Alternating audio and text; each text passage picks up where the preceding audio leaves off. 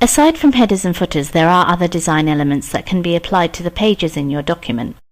Think about colored backgrounds, borders, even watermarks, which could be text or images faded in the background behind your content. When we apply those to documents, if we have sections, they'll be considered as well. So let's continue working with our home recipes document. If you jump to this lesson, you can catch up by opening up Home Recipes 3. Now on our first page we have no header or footer, and then on page 2 we begin a new section. So section 2 begins here, and it does have a different first page header and footer than the rest of our document. So we'll keep that in mind as we go to page 2 and start working with some of those design elements. Just click anywhere on page 2, and next we'll go to the Design tab on the ribbon and give that a click. Off to the right hand side you can see there is a page background section. So let's begin with page color. We'll click the drop down and we can have a color in the background behind our page. This gives it a nice design. So if we so choose, and typically you'll want to use colors that match your content. So if we are using a black font, for example, we might want a very light colored background. And as we hover over these, you can see what happens. Let's go to this very light green. Now, as we scroll back up to the top, you can see this does affect every single page.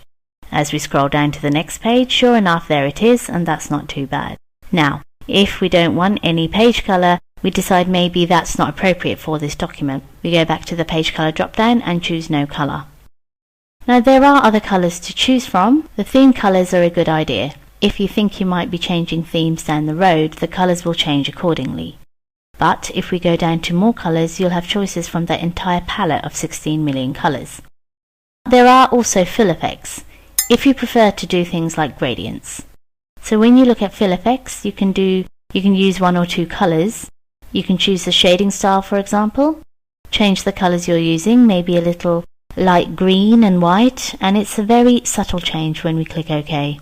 But once again, if we don't like it, we can take that out by going to the page color drop down and choosing no color. How about borders? Maybe that would be more appropriate. We'll click page borders, and from here we have some presets as well. Page border is the tab that's selected in the borders and shading section. If we wanted a box, for example, we could click that. We see a preview over here inside the dialog box, but we don't see a live preview in the background.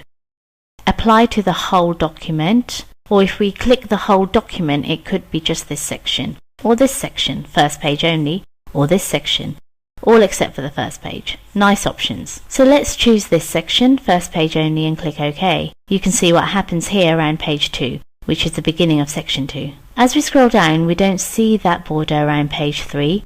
So let's go down to page 3 here, and we'll just click and go to watermark, click that drop down, and you'll see some presets. Maybe this is just a draft for something, for example. Well, I don't see a preset for draft. I see do not copy and some confidential options. But if we wanted to, we could create our own custom watermark as well. We can also find more at office.com. So of course you need to be connected. You need to be online to be able to select this option, and at any time we can remove watermarks as well. Let's go to custom watermark. So it just takes a moment and the dialog box will open up, where we get to choose what's going to appear in the background, and by default it's going to be faded. It could be a picture or it could be text. If we go to picture watermark, all we have to do is select our picture and it will appear in the background. Washed out. It won't be washed out if we click this checkbox. Also, we can scale it. Notice auto is the default, but we could have the actual size at 100% all the way up to 500% or down to 50.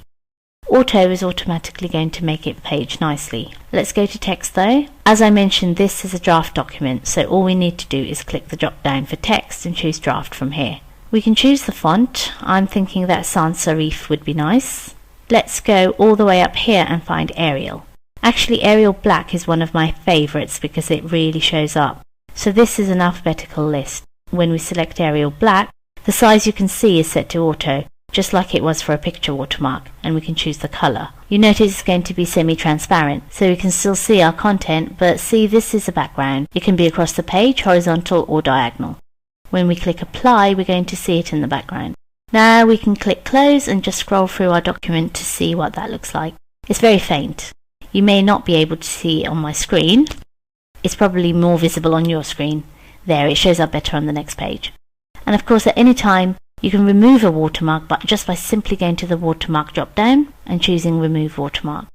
So there is no longer a draft. We remove that and it becomes our final copy. So that's a quick look at page backgrounds, including borders, colors and watermarks, keeping in mind that you do have that ability to set certain options for various sections in your document if they are already set up.